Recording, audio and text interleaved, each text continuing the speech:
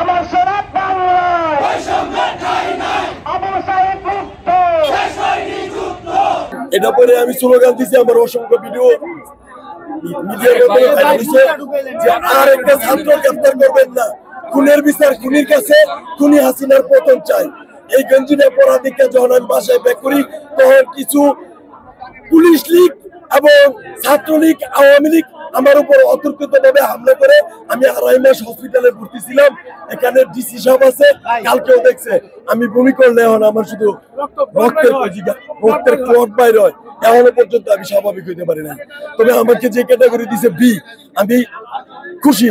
কিন্তু আমার অনেক অসংখ্য আহত ভাইরা আছে, যাদের পাও নাই, যাদের কান নাই, যাদের চোখে এখনো বুলেট, তাদেরকে ডি ক্যাটাগরি, সি ক্যাটাগরি দেওয়া হয়েছে। আমরা এই বৈষম্য চাই না। আমরা চাই আমাদের ভাইদের জীবনের বিনিময়ে যেই বাংলাদেশ গঠিত হয়েছে, সেই বাংলাদেশে কোনো দুর্নীতিবাজ থাকতে পারবে না। আমরা অন্তর্বর্তীকালীন সরকারকে বলবো, আবারও যদি আপনারা এই দুর্নীতি মোকাবেলায় এবং এই আইন শৃঙ্খলা বাহিনী লীগ মোকাবেলায় আপনাদের জীবনে অন্ধকার রাত নেমে আসে, আমরা আবার বুক পেতে দেব। আপনারা আমাদের এই বৈষম্যটা রাখেন না। আমি আপনাদেরকে সবিনয় অনুরোধ করে বলবো, আপনারা আহতদের 2টা ক্যাটাগরি দেন।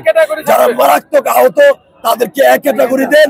আর যারা এই গণহত্যাকারী খুনি হাসিনা ক্ষমতা থাকাকালীন অবস্থায় আইনাগর নিশ্চিত জেনে, মৃত্যু নিশ্চিত জেনে রাজপথে আন্দোলন সংগ্রাম করে আহত হয়েছে, গুলি খেয়েছে, তাদেরকে বি ক্যাটাগরি দেওয়া হোক। সংগ্রাম